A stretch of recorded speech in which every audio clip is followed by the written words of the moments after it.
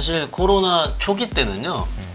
지금처럼 우리가 정신을 차리고 있지 않았습니다. 그리고 1700, 1800이 금방 갔습니다. 실제로 내가 해봐야 되겠다 느낀 건 1800, 1900입니다. 그때의 느낌과 지금 느낌은 다릅니다.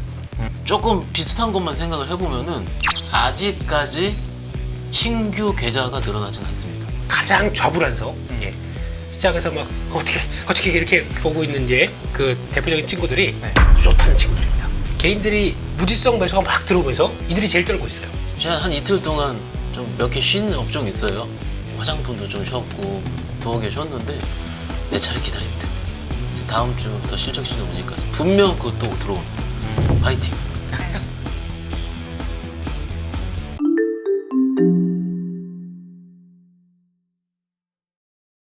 자, 일단 언제나 그렇듯이 두 분 시장 총평으로 저희 2부 시작해 볼 텐데 부장님 오늘 시장 어떻게 체감하셨는지 여쭤볼게요. 저희 출근할 때 좋은 소식이 있었죠. 뭐 휴전할 것 같다. 사실 믿지는 않았습니다, 그렇게. 네. 근데 지금도 뉴스 플로우가 계속 쏟아져 나오고 있는 것 같아요. 뭐 아니었다, 뭐 미사일을 발사하겠다부터 시작해서 그때 저희가 쳐다보는 건 두 개 쳐다보겠죠. 유가 어떻게 움직이는지, 나스닥 선물 어떻게 움직이는지. 근데 오전보다 오후가 나스닥 선물 더 강했습니다. 뉴스 플로우가 어찌됐든 시장은 믿고 싶어하는 것을 믿는 것 같습니다. 오늘 외국인들이 얼마 안 샀어요. 지금 이렇게 지금 3,100이 넘을 정도면 2조는 사야 될 것 같은데, 그죠? 근데 4천억대밖에 매수를 하지 않음에도 불구하고 지수가 이렇게 거의 3%대 급등했다는 점은 그만큼 매물이 얇고 신고가 수준을 가고 있는 중이기 때문에 조그마한 매수에도 강하게 반영하고 있는 것 같다. 아시다시피 하이닉스가 지금 시총 200조를 뚫었어요. 네. 굉장히 고무적인 거죠. 200조를 네. 100조 단위를 처음 본 거죠, 어떻게 보면. 그래서 가는 길을 잘 가고 있다, 이렇게 생각하고 있습니다. 작년하고 반대인 게 작년은 빠질 때 조금 팔아도 막 빠졌거든요. 맞아요. 예. 반대는 조금 사도 많이 오르니까 훨씬 긍정적인 모습이 인 것 같긴 한데. 코로나 때 생각을 해보시면 네. 장이 뭔가 미국 장이 안 좋아서 혹은 외부 변수가 나와서 빠질 때 그때 우리 개인 투자자분들이 동학김이라 그러면서 세게 샀거든요. 어제 시장 보시죠. 아침에 시작을 할 때 주말 사이에 얼마나 불편했겠습니까? 푹 쉬다가도 갑자기 뭐 이제 벙커버스터? 이제 네. 그죠. 처음 들어본 용어였어요. 헐크버스터도 막소했죠. 있어요. 헐크버스터. 그래요? 헐크버스터 막 요즘 쭉 사고 있는. 예, 정밀 타격했어요. 타격. 예. 뭐 세 군데를 정밀 타격했다부터 시작해서 그런데 여쭤보신 게 말씀드리고 싶은 게 저희가 한 대표님 그 예전에 우리가 네. 미국에서 신용 사건 났을 때 있지 않습니까? 네. 그때 항상 우리가 걱정을 많이 하고 시장을 열어보면 또 우리 시장은 괜찮았던 적이 많아요. 똑같습니다. 주말 사이에 혹은 장 끝나고 지금 장이 끝나 있는 상황인데 8시에 끝났으니까 뉴스 보면 팔고 싶어요. 주식을. 근데 시장에서 딱 열리면 팔기 싫어요. 지금 딱 그런 느낌이에요. 국내 시장 자체가 이게 언제냐면 코로나 때 그랬습니다. 코로나 때 빠지면은 왜 우리 개인 투자자분이 동학개미라고 그래가지고 1조씩 샀어요. 그래서 마이너스 50포인트를 마이너스 10포인트로 했고 근데 어제도 그런 일이 나타났잖아요. 그러면 유동성 장세가 여전히 맞다. 네. 그러면은 우리 개인 투자자분들은 아까 말씀하셨잖아요. 화이팅입니다. 화이팅. 네. 아니 코로나 이제 말씀하시니까 저희 시청자분들도 그 코로나 시기와 좀 비교해서 떠오르는 분들이 많으신 것 같아요. 그래서 아까 저희 일부 때긴 한데 제이님께서 신용잔고 지금 20조 돌파했는데 코로나 때처럼 25조까지 올라갈지 이런 것도 궁금하다고 하시고 그랬거든요.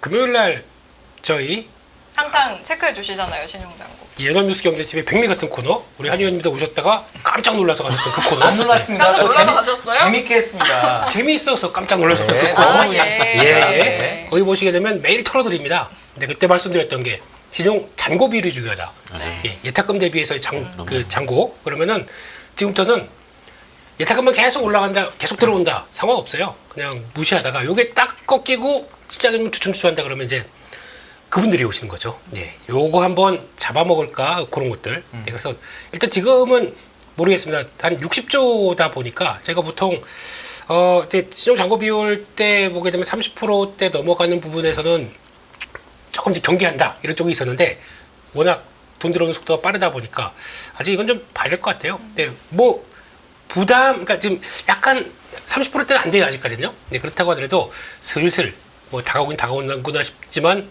아직 이걸로 시장이 조정의 빌미를 맞는다는 거는 뭐가 좀 계기가 있어야 되거든요. 네, 그건 아직은 아닌 것 같다라고 보고 있습니다. 이게 네. 좀 아주 긍정적으로 보면 네. 아까 코로나 얘기하셨으니까 코로나 때 1,400에서 3,400을 갔거든요. 그럼 이제 2배하고 조금 더 넘잖아요. 그럼 이번에 보면은 2,300이었잖아요. 그럼 5,000이거든요. 대략 5,600. 근데 그건 600 일단 옷을 날려버려도 아니면 이렇게 보면 2004년부터 2008년까지는 700에서 2000 됐거든요. 그러면 이건 6600이 되거든요. 그건 너무 심하니까 그렇게만 보더라도 5000인데 그런 거에 대한 약간 감은 어떠세요, 대표님? 그렇게 만약에 코로나 얘기 하셨으니까. 맨날 어려운 건 저한테 다 시키고 뭐 아, 그냥 감으로 여쭤보는 거예요. 감으로. 지금 무슨 가을입니까? 감을 따지. 감 따야지. 예. 미리미 따신 걸로. 네. 제가 보기에는 일단은 느낌은 지난번 고점 넘어갈 것 같아요. 그건 뭐 얼마 안 남은. 아니 최소, 최소. 예. 네. 근데 제가 느끼는 거는 그거보다 저희가 이제 아무리 지수가 올라가봐야 뭐합니까? 오늘 같은 날도 지수 올랐다고 그래서 계좌에 대해서 기대가 많고 뭐 이제 막 일하시다가 끝나고 나서 와 3,100 계좌 딱 열어보고 이러신 분들도 많아요. 이게 무슨 얘기냐면은 그러니까 지수가 3,100이면 뭐야 아직도 삼성전자 6만 원대 초반이고 네, 이러면 승질나는 거 아닙니까? 아직까지도 예, 그런 쪽에서 또 승질나는 거에 또 대표적인 섹터 하나 얘기 드릴까요? 네. 바이오. 오늘은 좀 그랬죠. 어제 오늘 조금 그랬죠. 이게 만약에 이쪽에서 비중이 컸거나 아니면 또 저희가 보통 얘기하면 그렇잖아요. 이럴 때 안 가는 종목도 사놔야겠다. 예, 약간 좀 주중에서 다음을 갈 종목을 사야 되겠다. 예, 다음을 갈 준비만 하고 있습니다. 매번 준비만 하고 있어요. 준비하고 있고 가는 거는 오늘 한국전력이 넥스트레이드 보니까 상한가 가려고 하네요. 네, 이거 왜 이래요? 라고 하면은 네. 답을 못 드려요. 답을 못 드려요. 그래서 제가 드리고 싶은 얘기는 딱 그겁니다. 지금 아까 부장님도 잘 하실 겁니다. 이게 저희가 코로나19 때 이제 사람들이 확신에 차서 약 한 6개월에서 한 1년 사이 정도쯤에 어떤 현상이 나왔냐면 개인들이 무지성 매수를 않고 네. 일단 강한 거 사보자. 네. 그게 어디서 나오냐면 시가총액 상위 아는 종목들에서 나올 겁니다. 거의 다. 그러니까 아침에 뭐 이제 강하게 떴는데 이게 그래도 전혀 모르는 종목이 아니고 그래도 우리 들어보면 다 아는 종목들 이런 쪽에서 뭔가 모멘텀이 요만한 거 붙었습니다. 강하게 들어올 거예요 지금부터는요. 그래서 왜냐면 내가 지금 시장 수익률을 못 따라갔다고 생각하시는 분들이 많다 보니까 이거라도 일단 뭐 해보자. 그러면서 이제 근데 돈 모자란 거 같고 여기 물려있는 거 있고 이거 팔아다가 이거 못한다 그러면은 신용이나 이런 거 가지고 막 또 살 수가 있거든요. 그러니까 이런 강한 모습들이 한번 그렇다고 항상 얘기해드린 거 있잖아요. 저희 예전에 삼성전자 할 때도 9만 원대 갔을 때도 삼성전자 망하게 했어 기다리면 돼. 지금 벌써 5년 기다리고 있습니다. 네. 이런 쪽에 나와서 그때 막 강할 때 움직이는 이런 현상들 이거를 만약에 이용을 하고 싶으시다 그러면은 일단 그때마다 종목들이 이제 강하게 튀어오를 때 그거 아침에 분위기 딱 봐가지고 한번 해보셔도 돼요. 해보셔도 되는데 이게 아마 종목들이 특성이 좀 약간 뭐 저희가 조금 어렵게 대응하는 뭐 로봇 섹터라든가 뭐 자율주행 섹터 이런 쪽에서 안 나옵니다. 대형주에서 나옵니다. 그러니까 그런 것들 한번 참고를 해보시고 만약에 내가 계좌가 못 따라간다. 그러니까 지금 이거라도 붙어야겠다 그러면은 그런 쪽에서 의외로 장중에 한 10% 이상씩 막 날걸요? 지수가 강하다는 걸 인정하고 네. 이제 대형주에서 강한 거를 매매해도 충분하다. 네. 그럴 때가 왔습니다. 3,000선이 넘어가면서 수요일날 그 앵커님께서 최은정 앵커님께서 그런 얘기 한번 하신 적이 있거든요. 되게 공감 가는 게 저는 그러면 3,000선 위에서 살까요? 가능합니다. 왜냐면 이런 탄력만 보고 산다 그러면 가능하거든요. 거기에 돈 좀 버셨을지 모르겠네요. 그러니까 이게 코로나 때만큼의 강세장일지 아닐지는 잘은 모르겠지만 네. 그런 느낌을 가지고 대형주 강한 주도주 매매하는 거로도 충분하다. 네. 그러면 장중이라도 그걸 통해서 내가 못 간 계좌의 서름을 좀 극복해내려고 하는 사람들이 더 많아졌어요 지금. 네. 네. 그게 지금 쌓여서 나오는 결과 같습니다 지금요. 알겠습니다. 시장 이야기 조금 더 해볼 텐데 오늘 부장님 가져오신 이슈 보니까 뭐 진격의 코스피 야 너무 동의하는 바이고 그러면서 말씀하신 게 글로벌 주도주의 품격이라는 네이밍을 같이 붙여서 오셨거든요. 품격을 어디서 발견하셨을까요? 사실 제가 글로벌 주도주라고 얘기한 지는 한 2주 된 것 같습니다. 네. 근데 처음 얘기 꺼냈을 때는 엄청 무시당했습니다. 무슨 말도 안 되는 소리 하고 있다. 근데 주도주라고 더 잘 아시잖아요. 남들 안 빠질 때, 아니 빠질 때 덜 빠지고 오늘처럼 오를 때 많이 오르는 거가 주도주라 그러잖아요. 우리가 작년 재작년에 그렇게 부러워했었던 미국입니다. 우리가 미국 시장으로 넘어갔었던 이유, 혹은 미국을 보는 이유는 그 종목들을 살 수 있게 해줬기 때문에 미국으로 넘어갔어요. 살 수 있게 해라 하면 올라갈 때 천천히 올라가고요. 그리고 쉴 때 많이 흔들지 않고 옆으로 기었기 때문에 다시 살 수 있는 그 여지를 줬기 때문에 미국 많이 넘어. 특히 엔비디아라든지 이런 것들이요. 그런데 국내 증시 종목들 입장에서 사실 종목별은 좀 달라요. 그렇지만은 지수가 상승해 있을 때, 아까 대표님께서 대형주 매매할 수 있는 시간이 왔다라고 99.9% 동의하고요. 네. 여기서 0.1%만 얹으면은요. 네. 지수 ETF, 네. 특히 레버리지라든지 지수도 충분히 해도 됩니다. 그렇죠. 저는 왜냐하면 두 분이 지금 지수사라는 얘기 처음 들어보는 것 같아요. 거의. 예, 쌤한테. 빠질 때만 말씀을 드렸었는데 네. 최근 들어선 그래도 어쩌다 한 번씩 말씀하셨던 네. 것 같기도 그러셨나? 한데요, 네. 지수. 그럼 상당히 강세장으로 보시는 거네요. 지금 왜 그러냐면은 이거죠. 지금 종목이 없어서 못 사겠어요라는 투자자는 없을걸요.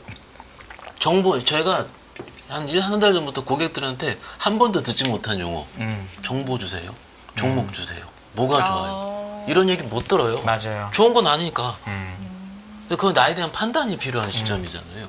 그런데 이게 지금 지수 ETF가 좋은 점은 뭐냐면은 적어도 종목에 대한 포모를 안 느낄 수가 있어요. 그렇죠. 이겁니다. 지금 아까 그 최근 사례도 말씀드렸는데 어떻게 보면 최근에 매매 자체가 일부 좀 저희가 댐빈다고 표현을 하잖아요, 대표님. 살짝 댐비는 거, 많이 오른 거. 이런 종목이 아닌데 이만큼 오르기 때문에 아 이거 그냥 두기도 애매하고 그러면 저기 한 1, 2% 정도 계좌의 포지션을 가지고 댐비잖아요. 그것을 포모 방지용이거든요. 그렇지.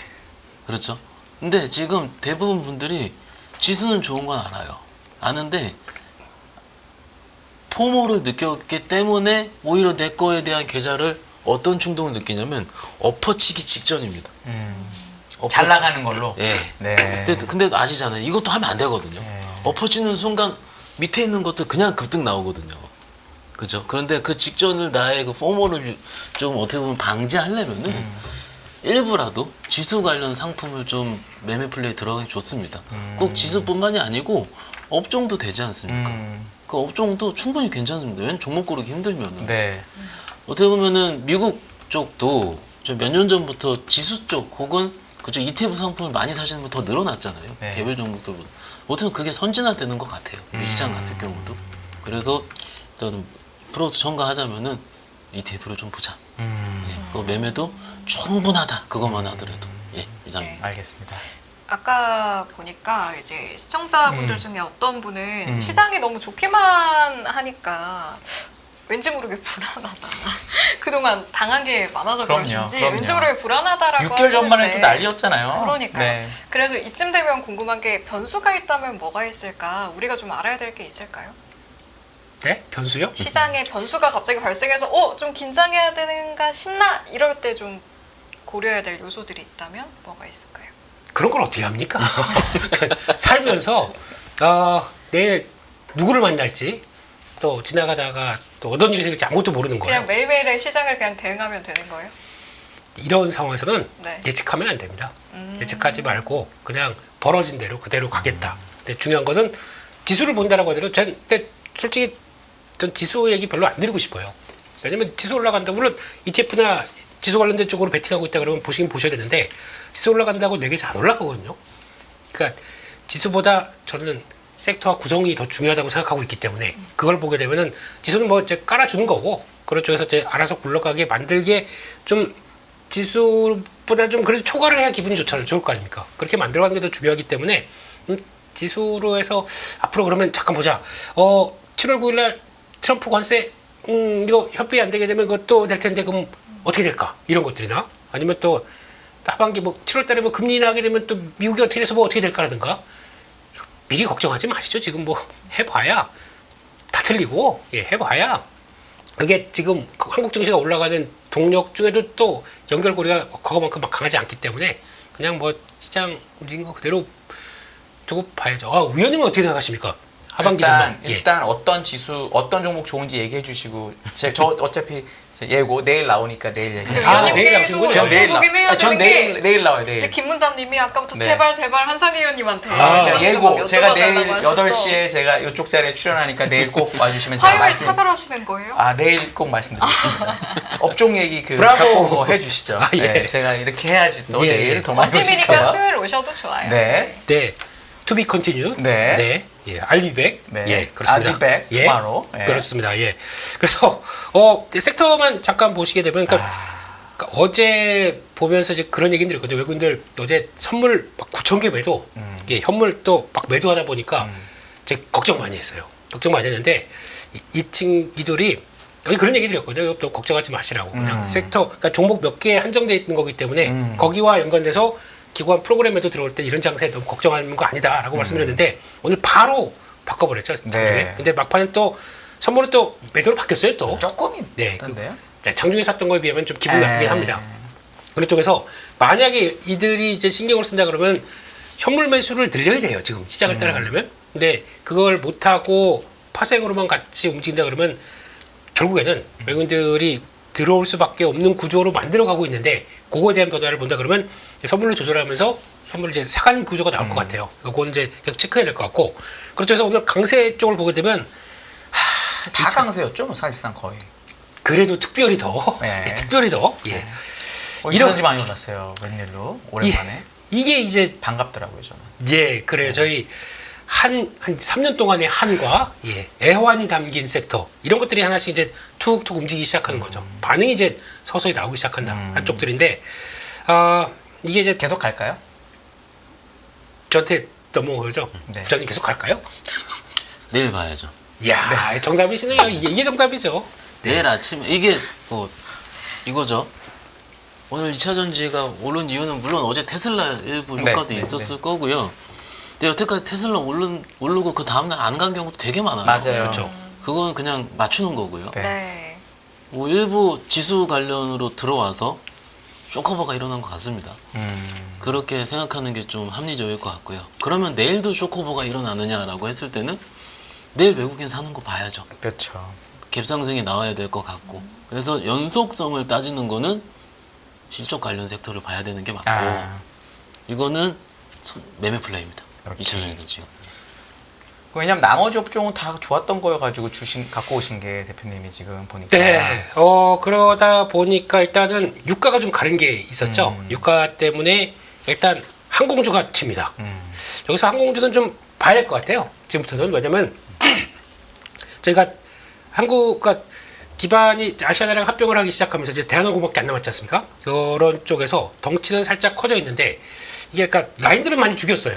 어차피 또 독과점 때문에 네. 좀 죽인 게 있다 보니까 알짜가 줄었는데 그럼에도 불구하고 실적, 그러니까 우리 부장님 말씀하셨듯이 실적에서 큰 변화 없다라고 하게 되면 또 이제 그것 따지지 않습니까? 이제부터는 대형주의 밸류, PBR이 얼마고 뭐 이런 거 그럼요. 따질 때 보게 되면 합병했던 가치 대비해서는 저평가로 나오겠죠. 네. 그거에다가 혹시 이제 그럼 뭐가 갖다 붙어야 됩니다. 뭐가 좀 스토리가 붙어야 됩니다. 그게 뭐냐면은 유가가 떨어졌네. 네. 이런 거 붙게 되면은 혹시 또 움직일 수가 있잖아요. 그런 것 쪽에서는 또 봐야 될 거고 뭐 타이어 오늘 보니까 이쪽이 코롱인더 이쪽이 움직이는 게 보니까 아침에 리포트 요즘 리포트 잘 보셔야 됩니다. 네. 아침에 리포트 잘 보시고 좀 특이한 그러니까 대형주 쪽인데 조금 좀 이렇게 뭐라 오랜만에 그럴까요? 봤다 이런 거? 오랜만에 근데 나왔다. 좀 네. 내용들이 좀 예. 섹시 예. 이렇게 나오기 시작한다. 예. 그럼 그거 반응하더라고요 요즘은. 네. 꼭 대형주급 쪽, 대형주, 중형주급에서 먼저 그런 게 나오고 소형주는 잘 모르는데 이것까지 베팅해야 돼? 이건 좀 조금 그러다 대형주 다 보니까. 오르는데 굳이. 그러니까 그런 그렇죠. 느낌이거든요. 그래서 그런 것 좀 보시고 오늘 코롱인더도 그렇게 시작을 했습니다. 코롱인더 차이나가 의외로 그 매출 성장세 보니까 쫙 하고 올라가더라고요. 그런 쪽 봤을 때 같이 결합돼서 또 보니까 싸네. 배팅 들어오고 네. 이런 모습인 것 같습니다. 그래서 그런 것들 보셔야 될 것 같고 여전히 뭐 은행증권 쪽들은 뭐 당연히 강할 수밖에 없고 원래 은행주가 이게 금리 인하기에는 예대마진 얘기 나오면서 좀 주춤한데 오늘 뭐가 붙었냐면은 스테이블 코인. 네. 은행 쪽에서 먼저 발행할 수 있다라고 하다 보니까 은행 쪽에서 발행하게 되면은 저희는 또 제주은행 거기서부터 가는 거죠 일단. 네, 제주은행, 도전비전, 관계대에서 그럼 도전비전이 은행 갖고 있네, 이런 쪽으로 좀 네. 느낌이 오는 거죠. 네, 그런 변화가 또 들어왔다고 봐야 될 것 같고, 약세 쪽은 다 아시는 것처럼 유가 떨어지니까 정유 그렇죠. 방사는 이제 또 중동 리스크 꺼자 네. 보니까 좀 위축. 방산 쪽은 부장님, 네. 방산 쪽은 그냥 다 치우고 보지 말까요? 아니죠. 딱 이제 정답을 딱딱 말해주셔가지고, 네. 그 아니, 먼저 사요. 외봉에 끝나는 주도주가 어디 있습니까? 이야. 그죠? 예, 거기까지. 네. 예. 그리고 알겠습니다. 네. 그리고 원래 해운 같은 경우도 원래는 유가 떨어지면 비용 줄다 보니까 수혜 쪽인데 맞아요. 이번에는 올라간 게 운임 갑자기 튀었다는 것 때문에 움직였기 때문에 차익 매물이 나오는 거죠. 근데 이거는 혹시나 또 이제 조금 좀 정체되고 요거 같은 경우는 관세 그 얘기까지 끝나야 될 것 같아요. 그래야 그때부터는 좀 변화가 될 수 있기 때문에 그거는 아직 불확실성은 살짝 있다 이렇게 보고 있습니다. 네. 알겠습니다. 부장님 아까 리포트 봐야 된다는 대표님 말씀에 강하게 동의하시던데요. 네. 시장은 강세장일 때 새로운 아이디어를 원하고요. 네. 새로운 아이디어가 있을 때 일단 사려고 합니다. 그런데 오늘 그 최근에 레포트에 있다가 급등 나온 종목들의 경우는 또 공매도도 많이 있었던 것 같습니다. 안 움직였던 것들이잖아요. 그러면은 저희 3월 달에 공매도 시작하기 전에 그런 얘기 많이 했어요. 이제는 공부해도 된다. 공부해서 그것들이 실적이 좋아지는 국면에 들어설 때 오히려 반등이 굉장히 강할 것 같다라고 제가 말씀을 드린 걸로 기억을 합니다. 근데 항상 그게 뭐 제가 할 수 있는 얘기가 아니고 기본이긴 하잖아요. 다 알 수 있는 내용이긴 한데 그런 것들이 지금 발현이 되는 것 같아요. 사실 코오롱 인도 경우도 이렇게까지 오를 정도의 섹시한 레포트였나 했을 때는 개인적으로 봤을 때는 네. 뭐 한 6, 7%, 7, 8% 오르도 적당하게 원래 그런다고 생각을 하는데 굉장히 강력하게 반응을 해주죠. 예, 강세장의 면모인 것 같고요. 뭐 내일도 나올 거고 모레도 계속 나올 겁니다. 네. 나오는데 우리가 알고 있었던 내용보다 조금 다른 결. 지금부터는 아마 실적 관련 2분기 실적 관련 프리뷰가 나올 것 같으니까는 그런 것들 위주로 추려서 업종이 좋은데 2분기가 증익이라든지 혹은 일정 살짝 좋아지는 것들 요런 그게 한 10억 좋아져도 돼요. 왜냐면 시장은 좋아지는 거에 열광을 하니까는. 그래서 그런 것들이 있을 때는 아침에 좀 주저하지 말고 매매를 하시더라도 좀 그날 매매거리는 충분히 나온다. 그게 아마 대표님께 아까 말씀하신 중대형주 매매일 네. 거예요 아마. 그런 것들이 충분히 워킹하는 장 같습니다. 예. 네. 아까 업종에서 사실은 김민수 대표께서 반도체를 쏙 빼놓고 얘기하셨는데 제 생각에는 따로 준비해온 게 있으셔서 그런 것 같습니다. 사실은 하이닉스가 200조 됐고 삼성의 반이 넘었거든요. 그리고 뭐 HBM 모 증권사에서 영업이익 내후년 90조 얘기하기도 하고 SK 하이닉스 그 얘기 해주시면 좋을 것 같아요. 제가 그렇게 치밀한 사람이 아닙니다. 저는 그렇게 받아들였습니다. 네. 치밀하시잖아요. 치밀하시잖아요. 예? 그렇습니다. 그래서 일단 보는데 때는 바야흐로 네. 1년 전. 네. 그때 한참 하이닉스하고 뭐 삼성전자 얘기하면서 이제 그때 분위기는 삼성전자 아예 하이닉스 많이 올랐기 때문에 삼성전자로 간다. 그러면서 바로 이 자리에서 제가는 하이닉스 200조 얘기를 한번 했더니 그때 어느 분이셨더라 여기 이제 계신 분들이 다 또 이거 하네 또 이거 이랬던 반응이 전 나왔었는데 아닙니다. 아니시겠죠. 갖고 계시잖아요 우리 앵커님. 아니, 어쨌든 예. 이제. 예. 또 안 넘어오시네요. 예. 근데 이제 거기까지 오다 보니까 그냥 감개가 무량합니다. 그리고 또 지난번에 모건 스탠리 쪽에서 얘기 나왔을 때 나중에 가면 이거 사과할 겁니다라고 얘기를 했던 게 사과도 없이 은슬쩍 HBM 쪽에서 실적 전망치 바꿨는데 결국에는 또 그게 이렇게 오기 시작하네요. 그래서 이제 중요한 거는 앞으로가 중요하겠죠. 그럼 여기서가 200조가 끝이냐? 하이닉스 200조고 삼성전자 360조? 300조? 우선주까지 하면 400조 조금 안 되는 것 네. 같아요. 네. 아, 넘었겠다 올라서. 네. 조금 더 먹겠죠. 네. 예. 근데 좀 격차는 더 좁힐 것 같은 느낌이 듭니다. 네. 그래서 그거는 이제 조금 이따가 봐야 될 것 같고. 그래서 이제 오늘 맥쿼리에서 나왔던 얘기를 보게 되면 여기는 그러니까 업황에 대해서 시각을 어떻게 가져가느냐에 따라서 차이가 많이 나는 것 같아요. 그러니까 HBM 관련된 쪽을 새로운 시장이 열리다 보니까 거기서 조금 좀 약간 어떤 현실을 반영하는 쪽들이 나오는 쪽들은 이렇게 나오고 모건 스탠리 같은 경우는 여전히 큰 산업에서 메모리 산업은 그냥 약간 성숙된 시장이기 때문에 거기서 출발이 좀 다른 것 같아요, 결이. 제가 중간에 이거 너무 여쭤보고 말씀하십시오. 싶은 게 예. 지금 이 맥커리가 하는 얘기는 네. HBM이 시작할 때부터 했던 얘기예요. 왜냐면 HBM은 똑같습니다. 되게 예, 예. 다이가 이래서 구조적으로 공급이 줄어드는 시장이 돼서 네. HBM이 들어왔기 때문에 메모리는 이제 사이클 산업이 아니다. 그렇죠, 그렇죠. 한창 좋아. 하이닉스만 20만 원 가까이 갔을 맞습니다. 때. 예. 그랬다가 안 좋으니까 갑자기 그 얘기가 없어졌다가 조용하죠. 다시 좋으니까 다시 생겼거든요. 이거 어떻게 해석하는 게 좋아요?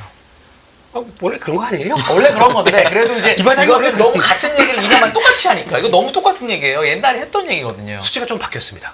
수치가 어떻게 수치가 바뀌어요? 조금 더 약간 좀 보여주세요. 업사이드를 약간 더 네. 늘리더라고요. 네. 그래서 결론적으로는 수치만 바뀌었다. 로직은 똑같고. 룰은 한 얘기는 똑같아요. 그러니까 네네네네. 제가 이런 얘기를 맥쿼리 쪽을 저는 공감을 하다 보니까 네. 얘기를 드리게 되면은 뭐 이게 항상 이제 그런 얘기 나오죠. 예. 근데 중요한 거는 이번 얘기하고 이제 안 드릴 겁니다. 하이닉스는 뭐 이제 알아서 이제 가도록 놔둬야 될 것 같고, 근데 중요한 거는 일단 이게 제일 중요한 것 같아요. 뭐 다이 한계가 있고 증가 한계가 돼 있고 건설 비용도 이제 뭐 A, B, C, D 그다음에 X 나는데 당연히 비용 많이 들고 그러다 보니까 공급 타임이 3년이 걸린다. 이건 나온 얘기고 게다가 또 다이 커져야 되는데 그게 어렵다. 그래, 원래 그래. 예, 그리고 또 HBM4 얘기 나오고. 그러니까 이게 지금 적중하다 보니까 발열이 나오게 되면 HBM4에는 2배가 2048개, 5에는 4096개. 그러면은 결론적으로는 이게 얼마나 더 쌓아야 되느냐. 라는 쪽에서 그걸 하다 보니까 이제는 아예 칩 위에 올라가든가 약간 이제 구조적인 변화가 나오기 시작하는 거죠. 그런 쪽에서 봤을 때도 일단은 수율 손실이 불가능하다 보니까 손실이 불가피하다 보니까 여러 가지 변화를 이끌어내는데 그런 쪽에서 그러면 다 떠나서 용량은 더 커진다는 얘기죠. 이것만 본다고 하게 되면 그런 쪽에서는 여전히 나오고 있다라고 해야 될 것 같고 그러다 보니까 대역폭에 대한 변화가 나와야 된다라는 쪽인데 이걸 숙제는 지금 계속 나오고 있어요. 그러니까 이제 모듈 쪽으로 바꾸든가 그러면서 좀 새로운 쪽으로 많이 얘기 나오는데 아직까지 그러면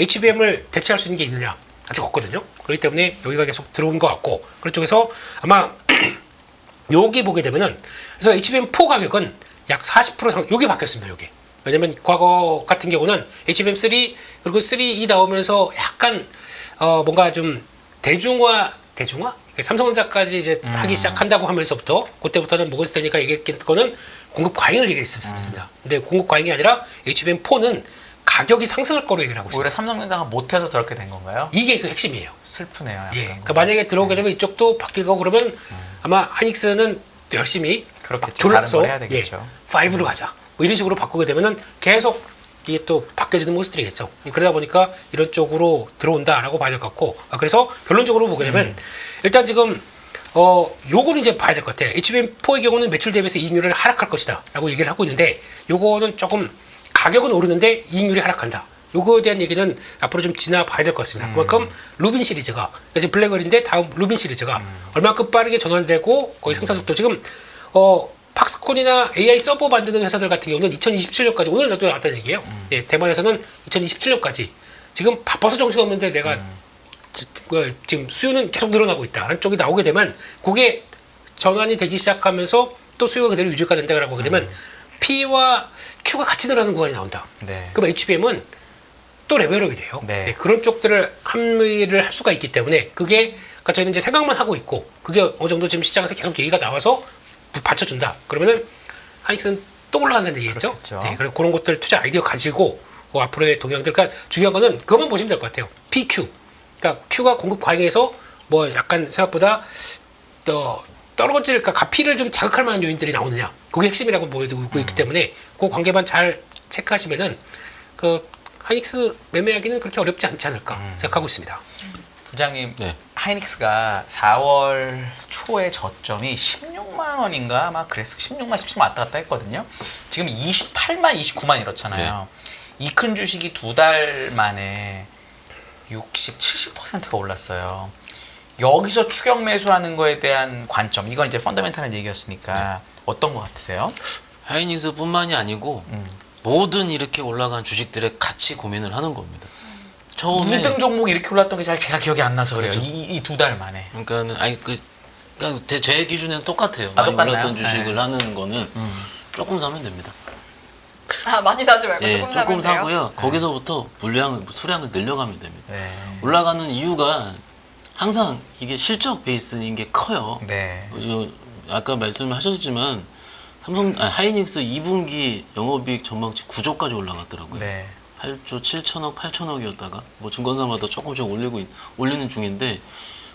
9조 찍으면 삼성전자 6조 후반대잖아요. 네. 2분기. 그 차이가 이만큼 나죠. 그러면 외국인들 입장에서 봤을 때도 만약에 한국에서 롱숏을 한다면 하이닉스가 롱이겠죠. 실적 세게 증가하는 거를. 그런데 많이 올랐기 때문에 내가 부담스러운 거잖아요. 그러면은 부담스럽지 않은 물량을 들고 가서 그 다음 빠질 때 왜냐면 실적이 빠지진 않을 거거든요. 네. 주가 움직일 때. 그러면 그 떨어질 때 더 사면 됩니다. 진입 자체가 아마 지난주에도 비슷한 얘기 드린 것 같은데 아예 주식이 없으신 분은 어떻게 해요랑 똑같은 대답이에요. 그때 제가 뭐라 그랬냐면 일단 깔아야죠라고 그랬잖아요. 물릴 각오로 사라. 네, 일단은 깔아. 지금은 없는 분들은 예를 들어서 비중에 한 살하는 비중에 한 10% 20%만 일단 들어가서 거기서 빠질 때 조금 늘려나가면 왜냐면 내 계좌에 내가 들어가서 보는 것과 처음에 진입하기 어려운 건 달라요. 그래서 그거를 좀 생각하시면 좋을 것 같고요. 뭐 하이닉스가 주저두지 않겠습니까? 주도주죠. 예, 실적이 이렇게 좋아지는 건. 저희 애청자 분 중에 한 분이 또 경제를 알자님 굉장히 자주 오시는데 보시기에 삼성 하이닉스 저는 다 좋을 것 같아요 이런 말씀도 아까 주셨거든요. 다 사면 되죠. 아니 지금 강세장일 때는 네. 그렇지. 예 이게 뭔가 전략을 뭐 디테일하게 내는 것 자체가 사실 죄송한데 빨리 사는 게 낫다는 거죠. 별 의미가 고민할 시간에. 내가 얼만큼 감내하느냐 안 네. 감내하느냐의 문제지 종목이 가고 있는데 이거를 5일선 달까지 하자? 잠깐 와요. 잠깐 오는데 한 2, 3분 왔다 갑니다. 여태까지 제가 다 째려봤거든요. 웬만한 종목들. 근데 2, 3분인데 판단을 내려야 되는데 우리 시청자분들께서 대부분 아시잖아요. 생업에 종사하고 계시고 그럼요. 70% 80% 이상 분들은 생업에 종사하고 계실 네. 것 같거든요. 이거 뭐 저기 5일선 달 때 못 사요. 그럼 아까 제가 김민수 대표께도 여쭤봤던 건데 코로나 기준으로 하면은 지수가 5천 몇백 이런 느낌이잖아요. 그런 지수의 느낌의 초기인 거냐 아니면 그 정도는 아닌 거냐에 대해서 혹시 어떻게 생각하세요? 사실 코로나 초기 때는요. 지금처럼 우리가 정신을 차리고 있지 않았습니다. 그렇죠? 흥미하긴 했죠. 어. 약간. 한 네. 1800, 700, 800 올라올 때 그때 정신 좀 차렸어요. 왜냐면은 1400일 때 제 뭐 아시는 분 아시겠지만 제 생방송 중에 코피가 터졌거든요. 제가. 네. 너무 스트레스 받아서 1600 올라가니까는 그때부터 몸이 아프기 시작을 했어요. 네. 긴장하다가 조금 올라왔다 그렇지. 싶으니까는 그때부터 근데 아프셨던 전문가분들 많았을 거예요. 네.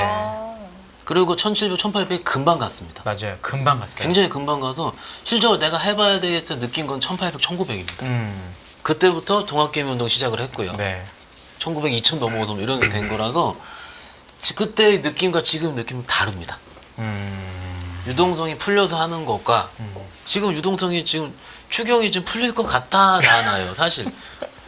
우리가 언제부터 유동성 장세 얘기를 했어요. 안 풀렸어요 아직. 네. 금리도 내린 것도 금리 좀 내리긴 했지만 조금 요만큼 네. 풀린 거 없어요. 심리가 바뀐 거고 외국인들이 온 거예요. 네. 근데 그때는 진짜 유동성이 풀리는 시기였거든요. 그쵸. 코로나 때는. 그거와는 좀 다른 느낌을 가지고 다르다. 있고요. 예. 근데 조금 비슷한 것만 생각을 해보면은 아직까지 신규 계좌가 늘어나진 않습니다. 아, 그래요? 네, 아직 안 늘어납니다. 그냥 해외에 가셨던 분들이 국장해도 돼요 정도? 혹은 기존에 하셨던 분들이 증액을 할까? 이 정도 개인적으로 느끼는 그렇습니다. 그러면은 아직은 그 광기라든지 이런 거는 안 왔죠. 아직 그럼 멀었습니다. 신규 계좌가 갑자기 너무 늘어난다 싶을 때가 광기다. 늘어나고 한 달 후. 한 달로. 네. 그럼 한 2, 3주까지는 즐기다가 아직은 한달 아직은 전혀 긁으려면. 느낌이 없다는 거네요. 네. 아직은 즐겨도 될 것 같습니다. 좀 긴장할 때가 오면 또 인포맥스 그럼요. 라이브에서 두 분이 그럼요. 말씀을 해주실 거고요. 이제 아까 저희 하이닉스 이야기하다 여기까지 흘러들어온 건데 사실은 하이닉스가 굉장히 묵직한데 이렇게 뛰었다라고 하지만 최근에 와 이렇게 뛴다고? 라고 생각했던 것 중에 또 네이버를 빼놓을 수가 없을 것 같아서 네, 이제 투자 의견에서 중립 의견이 나온 리포트가 있어서 좀 가져오신 것 같거든요. 대표님 가져오신 거 듣고 네. 그 얘기만 맞춰드릴게요. 네네네. 삼성전자 올해 선행 PR이 얼마인지 아십니까? 얼마예요? 10배가 넘어갑니다. 실적이 안 나오다 보니까 네. 지금 느낌은 예. 하이스 얼마인지 아십니까? 6배, 7배밖에 안 돼요. 6배 정도밖에 안 될 겁니다. 6배. 차이가 나죠. ROE 한번 따져볼까요? 마이크론 테크놀로지가 ROE 10% 안 될 겁니다. 네. 삼성전자도 아직 그 정도 못 가겠죠. 하이닉스 30%가 넘습니다. 끝. 다음으로 네이버 가겠습니다. 네. 멋있어 보여요. 멋있어 보여요. 너무 멋있습니다. 너무 멋있습니다. 우리가 해야 할 말을 지금 네. 스스로 해주신 네. 거예요. 죄송합니다. 거의 뭐 치킨 박사와 하이드도 아니고. 아, 죄송합니다. 화이팅! 화이팅! 예. 그래서 우리 영어를 잘하시는 헌 의원님 예, 해석 좀 영어 해주십시오. 못합니다. Let- Let reality sink in. 렛미고 예. 네. 예. 레디고 리얼리티가 어떻게 좀 반영이 되게 해라 뭐 이런 겁니다. 예. 네. 근데 싱크인이에요. 네. 그러면 이제 가라앉게 해야 하는 겁니까? 그러니까 이제 뭐냐면 그러니까 현실이 네. 조금 반영되게 해라 뭐 이런 느낌인 거죠. 네, 네. 이렇게. 그러니까 그러니까 물론 현실이 맞다는 게 아니라 이 사람들이 주장하는 현실. 그렇죠. 그렇게 되는 거죠. CLS에서. 네. 예. 그래서 지난번에는 네이버 카카오에 대해서 카카오는 조금 부정적이고 네이버는 최선호 쪽으로 그렇게 나온 리포트를 한번 소개시켜드렸는데 주가가 올라가다 보니까 또 이제 이런 의견이 나오기 시작하네요. 이거 좀 빠르게 올랐어요 며칠 사이에. 그러다 보니까 이렇게 보고 있다가 좀 빠른데 왼쪽에서 그리고 또 목표 주가 보시게 되면 30만 원대로 얘기를 하는데 30만 원이 의미가 있는 게 그 이제 월봉상 보게 되면 하락했다가 이제 마디 돌리고 하락하고 이런 쪽에서 이제 중요한 그러니까 이게 매물이 많은 때입니다. 쉽게 말씀드리면 여기를 이제 돌파하려면은 이제 앞으로 어떤 변화가 나올지 이게 이제 가장 핵심인 거죠. 그래서 아웃퍼포먼스가 홀드로 하향했다라고 얘기를 하고 있는데 그래서 뭐 긍정적인 건 뭐 다 아시는 뭐 저희가 나오고 있는 얘기들 그거라고 봐야 될 것 같고 게다가 과도한 기대감에 대해서 얘기를 하고 있네요. 그러니까 리얼리티 싱크인 하라는 그렇죠, 거죠. 그렇죠. 예. 많이 올랐다. 이게 첫 번째. 그리고 또 스테이블 코인 관련된 쪽에서는 아직 기존 결제 사업, 그러니까 네이버 페이도 있는데 그럼 거기 같이 좀 양립되다 보니까 그쪽이 잠식되고 이렇게 되는 과정 쪽에서 기존 사업들을 갉아먹는 거 아니냐 이런 쪽에 대한 얘기가 나오는 거고 게다가 또 글로벌 빅테크 대비해서 경쟁력이 낮다라고 하는데 오히려 네이버 비싸거든요. 구글보다 지금 밸류에이션이. 요거 보시면 됩니다. 네. 그들이 나왔던 얘기. 그러니까 선행인 PR로 보게 되면 22배. 그런데 이렇게 되면 어떤 수준이냐면은 지금 텐센트보다 비쌉니다. 알파벳도 지금 16배로 나오니까요. 옆에. 알파벳은 워낙 이거 한국 주식이에요. 왜 이렇게 저평가 그러니까 저기 AI 되면 검색 안 된다고 그것 때문에 그런데 지금. 예. 그것도 어쨌든. 그렇고 또 유럽에서 맞잖아요 지금요. 내가 뭐 그거는 뭐. 네, 어쨌든 넘어가겠습니다. 그것도 이슈가 예. 있습니다. 네. 맞는 말씀이세요? 예, 네. 예. 그러다 보니까 상대적으로 그냥 그들이 보기에는 주가 이렇게 오다 보니까 아직 실적이 확 돌아선 것도 없는데 이렇게 되면은 그것도 이제 한국 주식이 좀 너무 비싼 거 아니야? 이런 식으로 바라보는 거죠. 그런데 이제 이런 날이 올 겁니다. 예, 한국 주식이 여기까지 왔는데도 그러니까 이제 이렇게 해서 계속 올라가요. 주가가 올라가다 보면 근데도 그래도 저희가 타겟 PBR이 한국의 PBR이 한 1.5배만 들어와도 네, 1.5배 들어오면은 4,500인데요. 예, 예. 4,600. 그러면 그때는 이제 좀 이제 많이 올랐다는 얘기가 나올 수도 있는지 그렇게 되면 이제 거기서부터 와 우리가 마이크로소프트랑 거의 비슷하네 뭐 이런 쪽으로 나오겠죠. 네. 더 중요한 건 여기 보면 카카오가 딱 들어와 있습니다. 카카오가 60배. 네. 그러다 보니까 그들의 시각에서는 비싼 거죠. 비싸게 되는데 중요한 거는 모르겠습니다. 그거를 불식시킬 만한 그러니까 그렇게 따지면은 뭐 고평가 종목들은 시장에 있으면 안 되겠네요. 다 빠져야 되겠네요.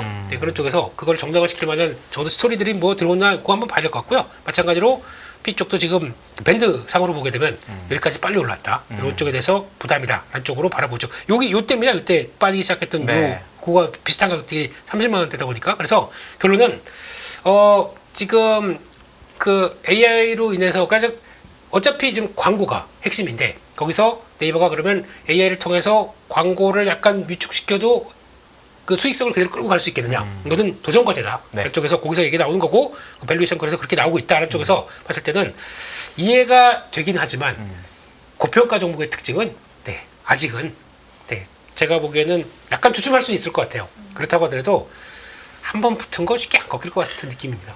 그래서 일단은 열고 보자. 그렇게 말씀드리겠습니다. 부장님 뭐 여기에 대한 의견 어떠세요? 아침에 봤어요. 네. 봤는데 그 쥐들은 왜 30배가 되고 우리는 왜 안 되는지부터 생각을 했어요. 이게 핵심일 겁니다. 이게 밸류에이션을 비교하는 거 너무 좋은 작업이고 그런데 대표님 마지막 말씀이 맞아요. 국내 주식 붙은 거 잘 안 꺼집니다. 이렇게 미리 빠질 거면은요 이렇게 안 올랐습니다. 그게 맞을 것 같아요. 물론 그게 뭐 최근에 그 전 네이버 뭐 이렇게 인사들이 지금 정부 쪽에 들어가고 이런 것도 충분히 다 포함이 됐겠죠. 근데 주가라는 것 자체가 뭐 꼭 정부 외에 물론 인사 이런 거가 포함이 안 돼야 되는 것도 아니지 않습니까? 네. 그 일론 머스크 보세요 그러면. 그런 건 모든 것 좀 복합적으로 되기 때문에 이 주가가 형성된 거라고 생각을 하거든요.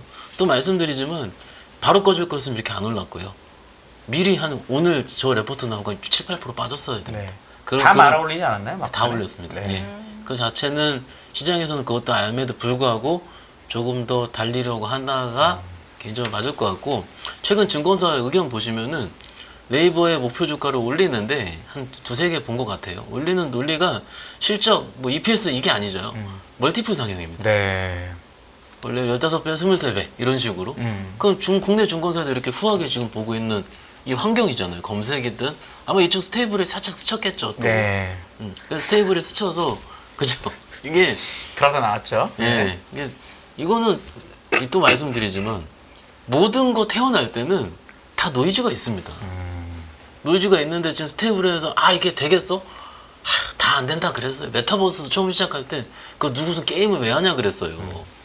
그런데 국내 주식의 특성상 뭐 대표님도 더 잘 아시다시피 이런 식으로 이렇게 지금 이슈가 된 지가 한 2주 됐나요? 2주밖에 안 됐어요. 근데 이렇게 태어난 것들이 2주 만에 끝난다? 그럴 확률은 적어 보입니다. 예. 카카오는 어때요? 비슷한 결입니다. 마찬가지일까요? 예. 갖고 계시구나. 아니에요. 저희 오늘 다뤄야 될 주제. 지금 부장님이 이슈로 가져오셔가지고. 아, 여쭤본 예, 거예요. 예. 죄송합니다. 예, 예. 네네네. 카카오. 아, 예. 훨씬 카카오 비싸긴 하니까 그렇죠. 카카오가. 그리고 그러니까- 여기 중복 상장도 돼 있고. 아니 제가 카카오 얘기하면은 몇 년 전 생각나요. 그 카뱅 상장하고 카게임 상장할 때 카페도 상장했죠. 카페도 상장하고요. 그때는 비싸다 그랬다가 엄청 욕먹은 기억이 납니다. 그렇죠. 근데 그때는 또 전 국민적 열광이었어요. 이렇게 좋은 회사가. 그죠. 시장이 항상 바뀌고요. 맞아요. 지금은 또 카카오 네이버 쪽을 뭐 네카오라 그러죠. 네카오를 좋게 보는 분위기로 바뀌는 중 같습니다. 그런데 최근에 주식을 시작하셨거나 그러신 분들은 저게 되겠어 했는데 밑에서 70% 올랐거든요. 네, 저기 근데 하이닉스 오른 거랑 또 다른 결이에요. 또. 얘는 실적으로 간 거고 여기 멀티플 좋아지는 거고. 그렇죠. 근데 그게 오늘 신기한 게 그 바보가 됐었던 카카오뱅크가 20% 오르고. 페이가 정지돼서 오른 거잖아요, 근데 이거는. 근데 저는 약간 그만큼- 그런 느낌도 있었거든요. 그럼 내일 아니에요? 풀리니까는요. 예? 내일 풀리잖아요. 카카오. 네, 어쨌든 그러니까 예. 오늘 하루 너무 하고 싶은데 장이 이렇게 좋으니까 아, 비슷한 카카오 이렇게 한 거 아니에요? 오늘 카카오 다 올랐으니까. 뭐 모르겠어요. 그거는 그 페이가 정지되고 올랐다는 모르겠고요. 그건 아니다. 카카오 게임즈도 오늘 갑작스럽게. 게임도 다 같이 네. 그러니까 카카오가 붙은 애들은 오늘 싹 다 올랐거든요. 근데 이렇게 그룹주들의 밈이 붙어가지고 막 할 때 있지 않습니까? 하루 만에 안 끝나요. 한화그룹주가 한 3달 전에 그랬죠, 대표님. 그렇죠. 그때요, 딱 스타트하고 일주일 더 갔습니다. 그래서 하나그룹주 포모가 붙었었어요, 3달 전에도. 그리고서 좀 스무스하게 쉬었다가 다시 갔죠. 네. 워낙 그 그룹주들이 실적도 좋고 몸도 좋았으니까. 그 같은 개념으로 봅니다. 그래서 여기서 뭐 매매하자 말자 사자 팔자 이거 제가 어떻게 얘기하겠습니까? 그런데 이렇게 태어났었던 거는 솔직히 그럴듯한 논리를 못 떼요. 비싸고요. 그런데 여기서 이제 좀 조정받고 이제 어느 정도 이제 뭔가 태어나죠. 좀 그 이유들이 갑자기 어떤 사업이 붙었다거나 그때부터 막 얘기해요. 근데 어떻습니까? 그때부터 안 가요 또. 그렇지. 예. 그냥 이렇게 태어났을 때는 아 태어났구나라고 일단 보긴 봐야 됩니다. 여기서 비중 조절의 문제가 생기죠. 그런데 그거는 각자 영역이죠. 이게 진짜로 스테이블 코인이 세상을 바꿀 것 같으면 들어가야죠. 그거는 각자 영역인데 저희 입에서 들어가자 아마 죽을 때까지 안 나올 겁니다. 그건 왜냐면 논리적으로 설명이 안 되니까. 그렇지. 그거는 각자 취사 선택. 그렇지만 오늘 일어난 현상은 그룹주가 하나그룹 처음 몇 달 올라갈 때처럼 네. 같이 동반해서 아무도 얘기 안 하고 왜냐면 할 말 없으니까. 네. 그렇게 예. 대표님은 카카오. 요즘 후배들 네. 동향을 좀 보다 보니까 저희야 뭐 플레이하는 사람들은 좋죠. 뭐 시장 괜찮고 근데 가장 좌불안석. 예. 시장에서 막 어떻게 이렇게 보고 있는 그 대표적인 친구들이 네. 롱숏 하던 친구들 중에서 네. 숏하는 친구들입니다. 네. 거의 그냥 근데 생쇼를 하는 경우는 잘 없지 않아요, 요즘 같은 장에? 그러니까 그 딱 저희 왜 롱숏 이제 나오기 4월 달부터 네. 하기 시작한다라고 딱 하고 네. 거기서 이제 한국 시장에 대해서 일단 깔고 가. 그래서 아, 숏으로? 예. 아. 기본적으로 깔고 가. 특히 이제 그때 많이 네이버 카카오도 그랬었어요. 네. 이거 해봐야 카카오 뭐 AI 한다고? 이거 깔어 이러면서 일단 깔고 갔던 게 네. 지금 살려주세요. 되돌려가 됐지. 이런 분위기로 바뀌었거든요. 네. 그걸 왜 자꾸 얘기를 드리냐면은 아까 왜 개인들이 무지성 매수가 막 들어오면서 이들이 제일 떨고 있어요. 그러면 어쩔 수 없이 그러니까 만약에 카카오 게임즈 같은 경우 어떤 분이 아까 오전에 보니까 그러더라고요. 아니 카카오 붙었는데 싸네? 이게 논리입니다. 이게 논리예요. 그러면 중반까지 한 지금 그때 저 부모 모시게 되면 네. 한 단계 한 10몇 %까지 쭉 오르다가 네. 멈췄어요. 네. 멈췄는데 그때 다들 그들이 제일 고민하는 거죠. 네. 야 이러다가 상가 들어가면 어떻게? 네. 상가 들어갑니다. 그러면 아, 정리하는 거죠. 네. 그 깔았던 거. 이거 이 회사 벌써 4년째인가 적자예요. 네. 3년인가 4년째. 아까 카카오페이도 마찬가지고. 페이도 그렇죠. 그거 믿고 뱅크도 그렇죠. 뭐 예. 적자는 아니지만 뭐 비싼 거 마찬가지니까. 그거 믿고 편안하게 숏했다가 지금 갑자기 수익률 확 나빠지기 시작하니까 일단 청산해 이게 나오기 그렇죠. 시작하거든요. 그것도 이거 다 청산 못했어요. 지금 분위기 보면 했다가 내일 좀 분위기 와서 안 되겠다 그러면 그게 또 말아올리기 시작하게 되면 지금은 숏이 말고 올라가는 현상. 이것도 잘 보셔야 됩니다. 그래서 왜 대형주가 한번 탄력받게 되면 그렇게 움직이는지 원래 한국전력 같은 경우도 그랬거든요. 원래 이번 분위기 이번 정권에서 생각보다 조금 좀 그럴 것 같다라는 쪽이 있었는데 아닌 걸 세게 들어오다 보니까 어쩔 수 없지 않습니까? 그것도 또 정리하는 분위기고 그런 관점에서 이거를 또 잘 한번 이용을 해보시는 것도 좋은데 지금 보니까 대차장고 사상 최대라고 하더라고요. 어떤 게요? 카카오가요? 아니 시장에서 대차장고 아, 우리나라 시장 예. 자체가. 네. 올라오다 보니까 장고는 늘어요. 공매도 실제 실행 못 하고 있습니다. 무서워서 그런 것도 한번 또 같이 봐야 될 것 같습니다. 네. 네. 알겠습니다. 그 3월 말부터 시행이 돼서 공매도가요. 4월에서 5월 초까지 디리타 쳤잖아요, 공매도를. 그때 외국인들이 유니버스를 깐다라고 느낌을 받았었어요. 그래서 대표님 말씀랑 결이 같은데 이미 깔았던 대차장 그 공매도 안에서 뭐 이게 사실 뭐 카카오 그룹주라든 최근 급등을 보면은 굳이 실적 이슈가 아니거든요. 아닌데도 불구하고 급등이 나오니까 투자자분들은 여기서 더 붙는 거예요. 위에서.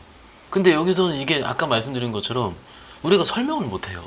논리적으로 뭐 그냥 붙으니까 가는 거다. 굉장히 없어 보이긴 하잖아요. 근데 막상 실질적인 매매는 이런 데서 더 많이 펼쳐지지 않습니까? 그래서 이런 것들을 우리가 공매도 엄청 욕도 많이 했고 예전에 그랬지만은 지금 지수가 이렇게 오르니까는 오히려 그들이 터지고 있다. 그렇죠. 예, 이렇게 생각하시는 게 좋을 것 같습니다. 예. 최근에 코스피 시총순위 이렇게 뒤바뀜 있었던 것들은 어떻게 보셨는지 어떤 의미를 가져갈 게 있을까요? 그거는 어제 월요일 날 네. 아주 재밌는 코너 중에 하나가 있습니다. 코너 속의 코너라고 네. 김영롱이 답한다라고 하는 코너가 있습니다. 거기 보시게 되면은 그거 대표님이 만드신 거 아니에요? 아 예, 제가 네. 했어요. 그럴 줄 뿌듯해요. 알았어요. 예. 네, 네. 그래서 또 다음에 우린 한 의원님이 답한다 한번 좋은데요? 내일 나온다니까요. 아 그럼 아, 이제 네. 내일 모시고 수요일에 함께 해주세요. 두 한 의원님께 네. 묻는다 뭐 이런 거. 네. 예. 예. 그런데 그런 것 같아요. 지금 이제는 쫓는 자와 쫓기는 자 여기서 지금 보게 되면 약간 5위부터 한 7, 8위까지 이제 엎치락뒤치락 하고 있는데 네. 이 격차가 확 벌어지게 되면 4위를 넘보는 쪽이 혹시나 나오지 않나. 그렇죠. 라고 했을 때 4위가 지금 LG 엔솔인가요? 엔솔. 삼성바이오인가요?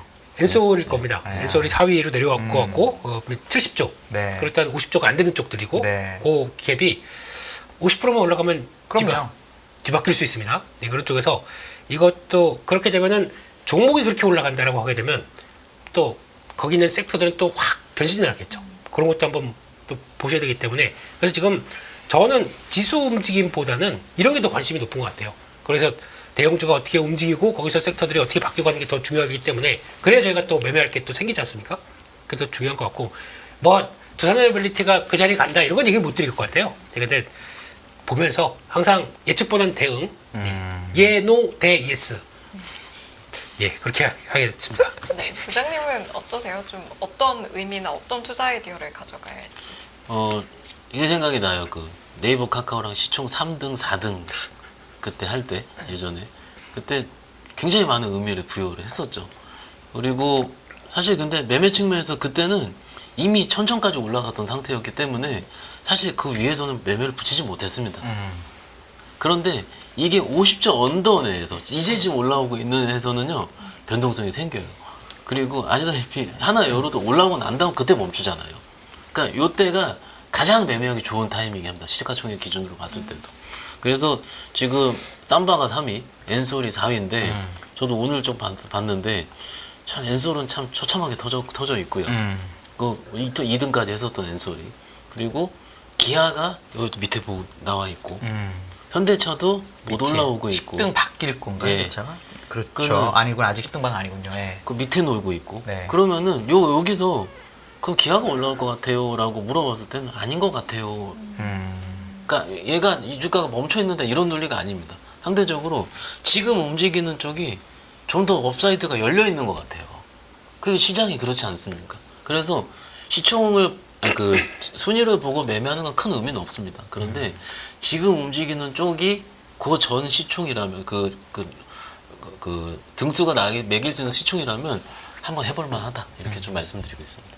네, 알겠습니다. 감히 예측한다면 네. 네, 감히 네. 시총 10위에 현대중공업이 있습니다. 네, 부상에서 그렇게 믿고 싶습니다. 네, 거기까지만 하겠습니다. 그럼 이어지는 거의 마지막 주제일 수 있겠는데 박 부장께서 갖고 오신 건데 사실 우리나라 증권사에서 막 잘 나가는 종목에 대해서 부정적으로 쓰는 게 쉬운 일은 아니에요. 저는 너무 그런 애널리스트를 존경하거든요. 왜냐하면 여러 가지 외사는 쉬운데 국내산 정말 어렵거든요. 그런 차원에서 방산이 오늘 물론 이제 휴전이 주의가 좀 쉬고 조선은 다시 가고 뭐 이렇잖아요. 요거에 대해서 갖고 오셨는데 어떻게 해요? 둘 다 좋나요? 뭐 어떻게 해야 돼요? 일단 오늘 태어난 게 좋죠. 오늘 오른 게 조선이니까는. 네. 조선이 제 기준에서 한 달 반 쉬었습니다. 왜냐하면 주가는 위에서 놀고 있었지만 그럴듯한 반등이 하루였다 말았다 하루였다. 고가를 막 시원하게 못 냈죠. 네. 그러니까 고가놀이 패턴을 하고 있었죠.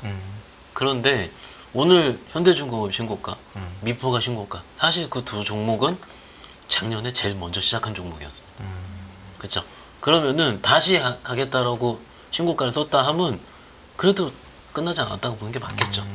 근데 오늘 날이 여태까지 시장 보시면 아시다시피 조선 오르면 방산도 올랐고요. 그렇죠. 근데 오늘은 극명히 갈린 날이 제 기준은 처음입니다. 방산 빠지. 물론 오늘 휴전 이슈가 있었고 네. 그렇기 때문에 하기에는 당장 이쯤 LIG 넥슨 10몇 프로 빠진 게 이해는 안 가요. 근데 오늘 LIG 넥슨이 증권사에서 매수해서 보유 홀드 기준으로 바뀌었죠. 바뀌었고 지금 올라간 게 근데 또 목표 주가 올렸어요. 아까 우리 종목 했던 거 있죠. 똑같습니다. 네이버. 네이버랑 똑같습니다. 네네네. 그러니까 올랐으니까 부담이 좀 있다. 라는 거고 그것도 역시 해온 논리가 에어로랑 로템과 빌려준 비교를 해놓은 거죠. 뭐 로템이 한 30배, 에어로가 28배 이런 식으로 그렇기 때문에 얘는 40배 이상이 되기 때문에 지금은 좀 비싼 것 같다. 그러니까는 휴전 플러스 증권사 보고서가 같이 나왔기 때문에 이렇게 이례적으로 급락을 한 건데 아시다시피 LIG 넥슨이 어디 방산밸류만 봤던 종목입니까? 올라갔을 때는 로봇도 로봇도 같이 받은 종목이죠. 그러면은 우리 투자자분들께 아까 대표님 처음에 저한테 물어보셨잖아요. 이게 올라갈 때 사실 너무 가팔랐죠.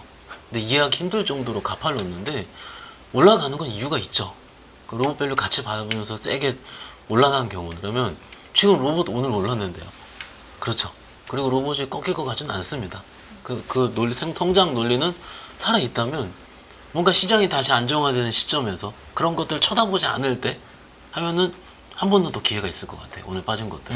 그런데 당장 내일 쇼커버가 들어옵니다. 뭐가 더 올라? 이건 못 맞추고요. 근데 시장이 좀 안정화되고 그 다음에 이제 실적 신이 돌아올 때쯤 되면은 한 2, 3주 남지 않았겠습니까? 3주 후, 4주 후, 요 정도면은 그때 정도를 기대해 볼 만해도 오늘 급락이 사실 그렇게 뭐 시세가 끝났다라든지 이렇게 판단하기는 어려울 것 같습니다. 그럼 조선, 방산 둘 다 괜찮다.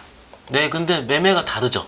조선의 경우는 이미 들고 계셨던 분들, 믿고서 들고 계셨던 분들 조금씩 분할 매수 했다면은 지금 정도면은 10% 이상 수익이 나 있을 거예요. 15%, 10% 이렇게 나 있을 거고 그분들은 홀드 의견이죠. 그분들은 왜냐면 미리 시간을 녹여서 투자를 잘 하신 거지 않습니까? 근데 지금 오늘 방산 오늘 첫 빠진 날이란 말이에요. 근데 처음 급락이 오늘 끝날지 내일 끝날지 모릅니다. 오늘 미국 시장도 봐야 되고요. 그러면 적당히 마무리된 시점이 제가 말씀드리는 게 아니고 여러분들이 보더라도 그럴싸하게 바뀔 겁니다. 분위기가. 시장에서 크게 주목을 받지 않고 조선주 얘기 잘 안 했잖아요. 최근에. 네. 그런 시점에 원래 사부작 조금씩 들어가는 게 가장 맞습니다. 그런 거 있습니다. 구조적으로 보게 되면 투자 경고 들어가거나 투자 주의 들어간 거는 매수가 못 들어옵니다. 네. 그들이 그렇게 되면 어떤 현상이 나오냐면 그런 쪽에서 이런 리포트가 딱 나온다. 매수 없어요. 그러면 좀 살짝 놔도 좀 고무도 들어오고 이제 우르르 한번 들어오죠. 못 봤습니다. 그러면 이게 한번 약간 약간 손바뀜이 좀 될 때까지 좀 기다려야 되겠죠. 그리고 안 빠지잖아요. 다시 삽니다. 고무도 했는데 아닌가 봐. 이러면서 다시 또 들어올 수밖에. 지금 흐름 보세요. 네, 지금 내후년 정도 가면 5천억대 순익 예상을 하고 있는데 그렇게 되면 지금 10조 때면은 20배예요. 방산 20배 그러면은 또 뭐라고 못하는 거 아닙니까? 그렇기 때문에 하면서도 좀 찜찜한 것들이죠. 그렇기 때문에 아마 부장님 말씀처럼 또 이게 밀렸다가도 언제든지 태세 전환 하게 되면 나올 수 있는 쪽들이다 보니까 그런 건 또 이제 여기까지 왔어요. 여기까지. 그러다 보니까 한 번으로 꺾여서 그냥 우르르 빠지지는 않을 것 같기 때문에 근데 그런 건 필요합니다. 지금까지 쭉 올라왔다가 비중 많이 갖고 있고 끌고 왔다 그러면은 이럴 때는 줄여주는 게 필요해요.